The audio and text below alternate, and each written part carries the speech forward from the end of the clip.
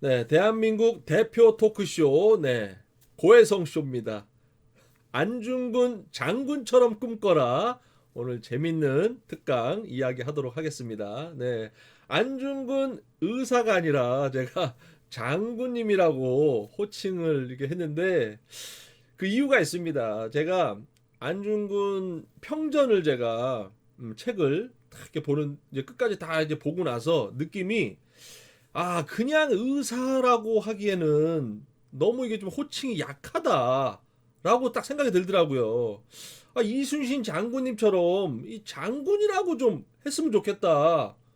생각을 하고 제가 이제 또 다시 한번 또 연구를 하고 분석을 한 결과 장군으로 하는 게 맞더라고요, 이게. 예, 그냥 이렇게 단순한 의사가 아니라, 네, 그 이유를 여러분들도 들으시면 이해가 되실 거예요. 예.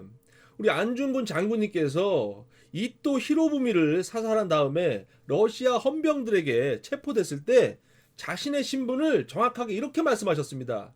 나는 대한의군 참모 중장이다. 라고 당당하게 밝히셨어요. 군인이라고 밝히셨습니다. 장군이라고 밝히신 거예요. 그리고 그 이후에도 일본 경찰에게 신문 과정에서도 일관되게 이토를 사살한 것은 독립군으로서 적장을 사살한 것이다.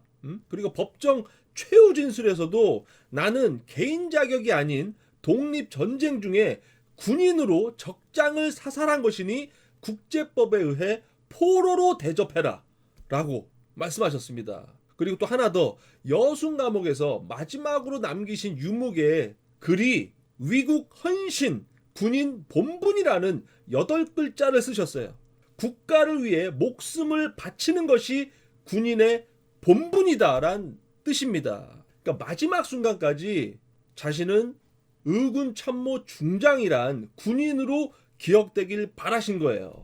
어떻게 이렇게 또 들으시니까 안중근 장군님이라고 호칭하는 게 맞다라고 생각 안 드십니까? 그리고 실제로요, 지금 현재 대한민국 육군에서는 모든 간행물에 안중근 장군으로 표기를 하고 있습니다. 그리고 계룡대 육군본부 회의실에는요, 안중근 장군실이라고 딱 이렇게 있습니다. 회의실이. 어떻게 제 말씀을 들어보니까 이제는 의사보다는, 그러니까 의사도 참 이렇게 대단하게 높은 그런 칭호인데, 저는 이순신 장군을 우리가 이렇게 장군이라는 게 되게 이제 커 보이는 그런 느낌처럼 이 의사보다 안중근 장군님이라고 했을 때 더 이순신 장군처럼 이렇게 크게 우리가 높여서 이렇게 이분을 기릴 수가 있지 않나 생각이 드네요. 뭐 계속 의사라고 하실 분들은 의사라고 하셔도 되는데, 저처럼 장군이라는 호칭을 사용하고자 하시면 저는 저처럼 장군이라고 하시는 게 또 좋다라는 거니까, 뭐 이게 뭐 강요는 아니고요. 그냥 저는 이런 운동을 하고 싶습니다. 실제로 안중근 평화재단에서 100주년 기념으로 해가지고 안중근 장군님으로 호칭을 한다라는 그런 운동을 또 하고 계시더라고요. 예, 나중에 알았어요. 저는 뭐 그걸 보고서 제가 장군님이라고 해야 된다 이렇게 생각한 게 아니라 제 스스로 먼저 장군님이라는 호칭을 하면 좋지 않을까라고 하다 보니까 이 자료를 막 조사하다 보니까 그 안중근 평화재단에서도 장군님으로 호칭을 해야 된다라고 운동하시는 거 보고, 야, 그 내 생각도 이게 틀리진 않구나. 그 생각을 하게 됐습니다. 그러니까 많은 분들이 안중근 장군님에 대해서 알고 있는 것이 이토 히로부미를 쏴서 죽였다. 거의 많은 분들이 이것만 기억하실 거예요. 그러니까 안중근 장군님 이게 책을 평전을 보지 않고서는 솔직히 제대로 알 수가 없죠. 이 학교에서 가르쳐 주는 게 이게 한계가 있으니까. 참. 일제가 대한 제국을 지배하려고 조선 통감부를 만들었죠. 그 조선 통감부의 초대 통감이 바로 이토 히로부미입니다. 그 이토 히로부미를 사살한 그 이유가 있습니다.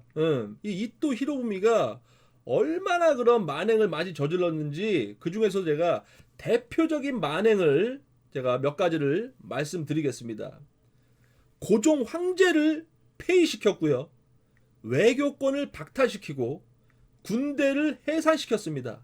그리고 우리나라의 토지와 강산을 전부 빼앗고 국가의 거액의 빚을 지게 만들었습니다. 그리고 간도 땅을 청나라에 팔고 의병들과 독립운동가들을 죽이고 죄 없는 사람들을 학살하고 황후 민비를 시해하고 창경궁을 동물원으로 만들었습니다. 이거 말고도 수만 가지가 있습니다. 정말 악질 중에서도 가장 일제시대의 악질 원흉을 죽인 겁니다. 그러니까 이렇게 나쁜 짓을 한 인간이에요. 이거는 정당방위를 차원을 넘어서서 진짜 이 인류에 있어서 엄청난 거룩한 일인 거죠.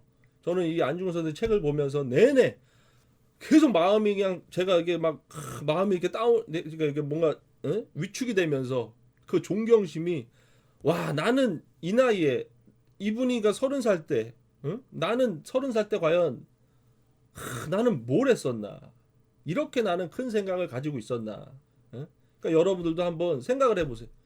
여러분 30살 때 나 20대 중후반 때 나는 어떠한 생각을 갖고 살았나 나의 목숨을 바쳐서 이 나라를 구하겠다 이 세상을 구한다라는 너무 하여튼 이게 막 끌어오르네요. 안중근 장군님은 묵과를 급제한 조상분만 7분이 계실 정도로 아주 유명한 무관 집안에서 태어나셨습니다. 그러니까 남다른 그 무관의 기질이 원래 있으셨어요. 어린 시절부터 그 의협심이 엄청 강했더라고요. 특히 그 10대 중후반 때 총을 엄청 잘 다루셨습니다. 말을 타고 달리면서도 새를 잡는 경지에 이르셨대요. 말 타고 가다가 그냥 이야 말 타고 새를 쏠 정도로 그러한 그런 사격술이 있었기 때문에 이토 히로부미 딱 정확하게 세 발을 가슴에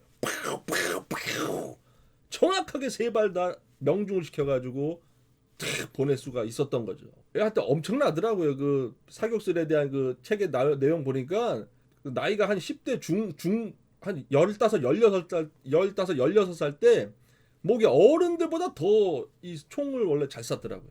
예, 그러니까 대대로 그 조상들이 다 그 무관에 급제하신 분들이라 그 피가 DNA 유전적으로 그대로 이어서 내려온 거예요. 그러니까 역시나 요 또 이유만으로도 역시나 장군이라는 호칭을 해야 되는 게 우리가 맞다라고 한번 또 제가 강조드리겠습니다. 1905년도에 우리나라의 외교권을 박탈하기 위해 강제로 체결된 조약이 바로 을사늑약입니다. 이 을사늑약 이후 이 일제의 만행을 지켜보면서 피눈물을 삼키며 애국적인 계몽운동을 위해 돈이 학교를 세우셔서 초대 교장도 하셨어요. 그리고 일제가 우리나라에 강제로 거액의 빚을 지게 만들어서 그걸 갚으려고 국채 보상 운동이 시작이 됐습니다. 이 운동을 주도하시면서 전국을 또 다니셨습니다. 그리고 실제로 안중근 장군님의 집안의 모든 폐물이며 가재들을 전부 내놓으셨어요. 그러니까 이것도 모르시는 분들 많으세요. 솔직히 저도 책 보기 전에 몰랐습니다. 와 국채보상 운동까지 이렇게 하셨구나. 그리고 본인의 그 집안의 전 재산을 그냥 다 내놓으신 거예요. 이게 국내에서 그런 활동이 너무 어려워진 거예요. 이 의병들이라든지 독립운동가들을 너무 그 일본 놈들이 핍박을 하다 보니까 너무 이제 국내 활동이 어려우셔가지고 안 되겠다. 이거는 단순히 뭐 말만 하고 이런 보상운동하고 이런 소극적인 행동으로는 답이 없다. 무장 투쟁을 해야 되겠다라고 결심을 하시고 가족들을 다 뿌리치고 러시아 연해주로 건너가셔가지고 직접 의병을 조직하십니다. 의병들을 다 모집하셨어요. 수백 명을. 그래서 그때 의병 참모 중장이라는 직책을 받으셔가지고 다른 독립운동가들하고 함께 활동을 하신 겁니다. 그 의병 수백 명을 이끌고 일본군과 여러 차례 교전을 하셨고요. 실제로 일본군을 소탕을 하셨어요. 이 의병들 앞에서 안중근 장군께서 연설하셨던 내용을 제가 한번 읽어드리겠습니다. 그대로 우리들이 한 번의 의거로 성공을 거둘 수 없더라도 아들 때 손자 때 가서라도 반드시 대한국의 독립권을 회복하고야 말리라는 각오로 싸우자. 야, 참 저는 이 문장을 읽으면서 야, 그러니까 우리 때가 아니더라도 아들 때, 손자 때까지 가서라도 반드시 독립을 이루어야 된다라는 그런 각오로 우리가 싸우자. 그렇게 해서 첫 번째 전투에서 함경북도 일본군 수비대를 급습하셔서 여러 명을 사살하셨고요. 진지를 점령하셨습니다.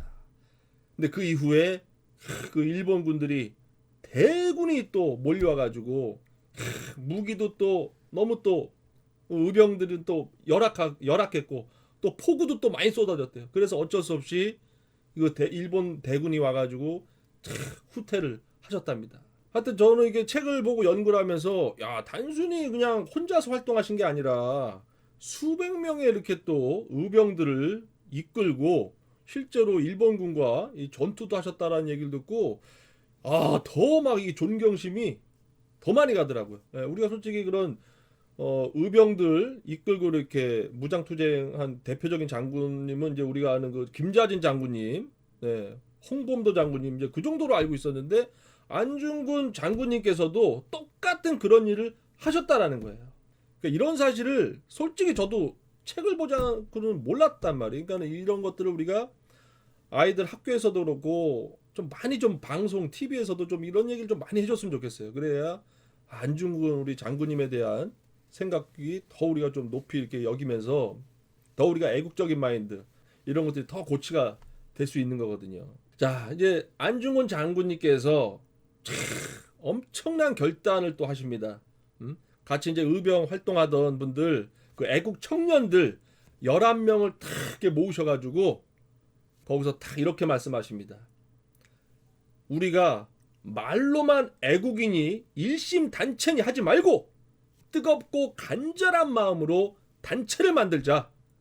우리가 손가락을 하나씩 끊고 국가를 위해 몸을 바치는 증거로 삼자.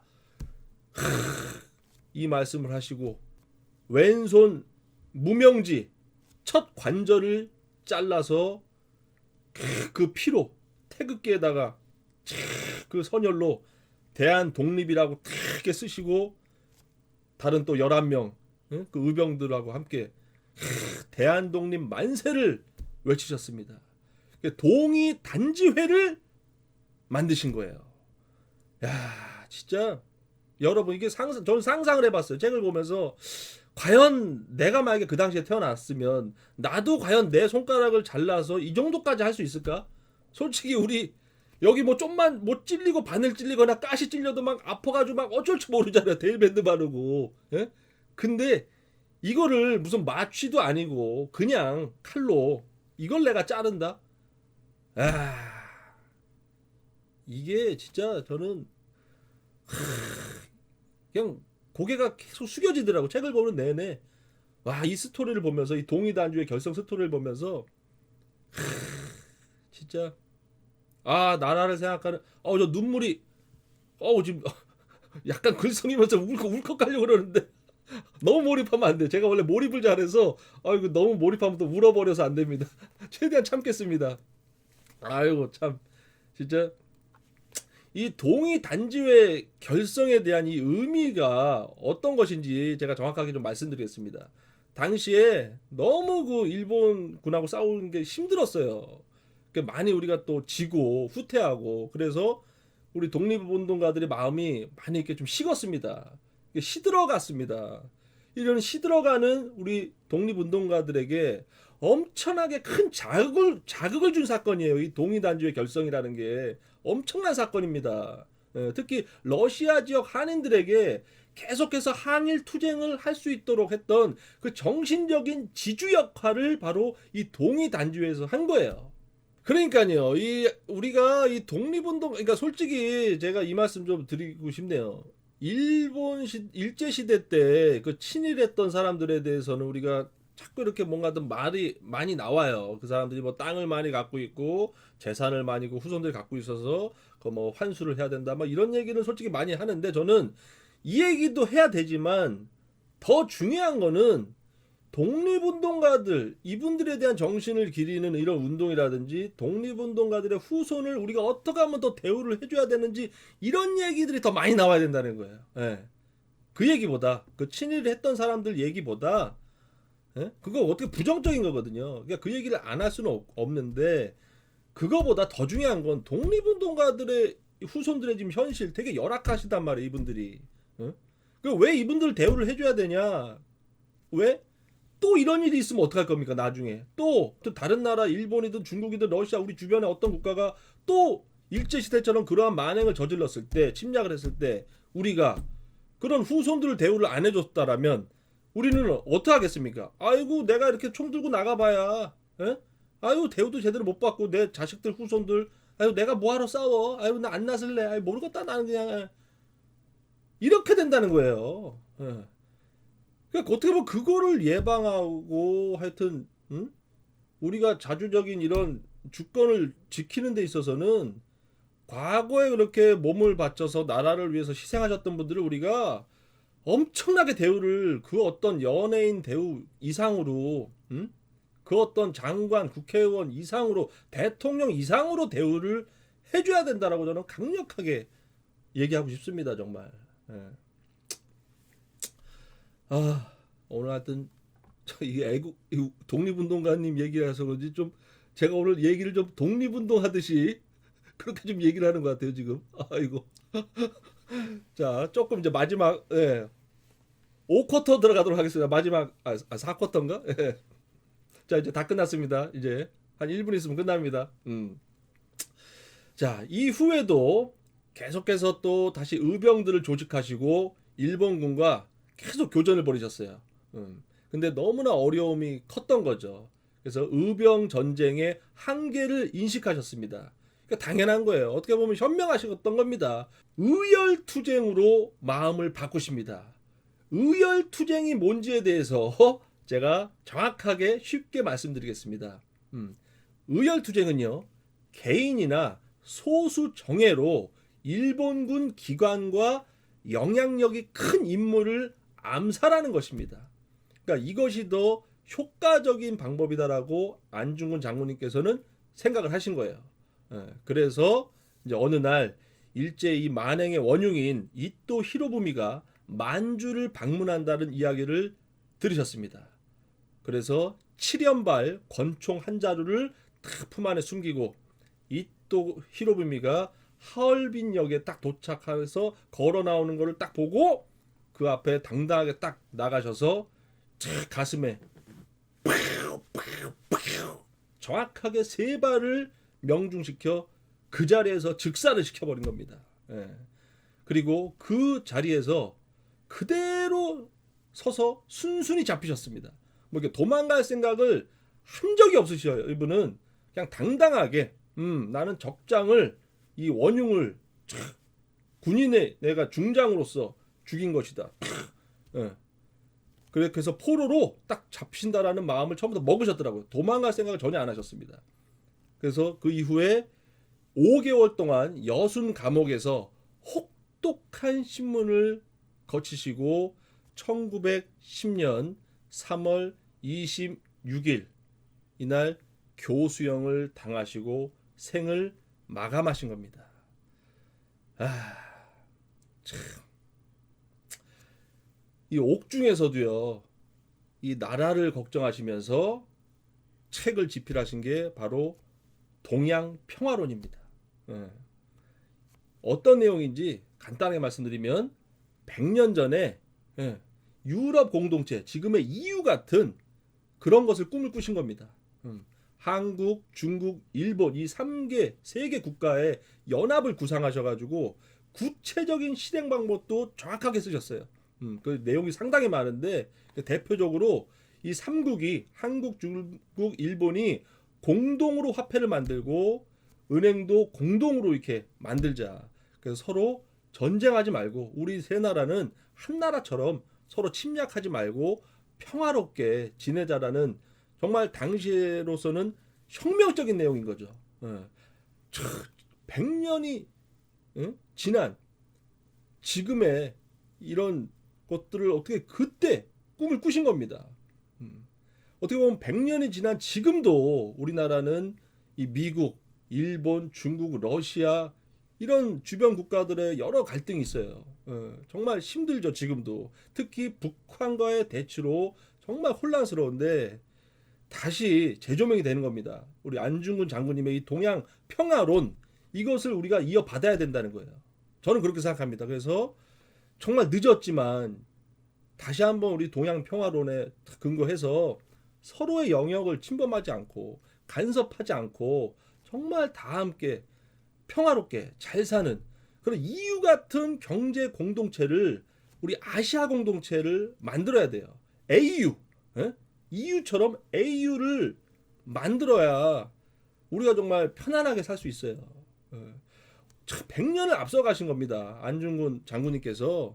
그러니까 우리가 얼마 전에 이제 100주년 기념도 이제 했었는데 다시 한번 안중근 장군님이 이제 옥중에서 쓰신 그 동양 평화론을 그대로 우리가 살려서 이 아시아 모든 국가를 이렇게 하나로 연합하는 정말 평화로운 이 세상을 위해서 세계 평화를 위한 이런 운동을 다시 한번 우리가 펼쳐야 될 거라고 강력하게 저는 생각을 합니다. 오늘 하여튼 대한민국 최고의 존경받는 위인 안중근 장군님에 대해서 제가 말씀을 드렸는데 어떻게 많은 분들이 감동을 좀 받으셨으면 좋겠네요. 네, 저는 너무 많이 받았는데 네, 하여튼 더 좀 알고 싶으시면 안중근 장군님의 책이 상당히 많은데 그 중에서도 안중근 평전이라는 책이 있습니다. 예, 그 책이 좀 가장 잘 나왔더라고요. 좀 두껍긴 한데 그걸 제가 좀 추천해 드립니다. 오늘 안중근 장군님처럼 꿈꿔라. 여기까지 하겠습니다. 감사합니다.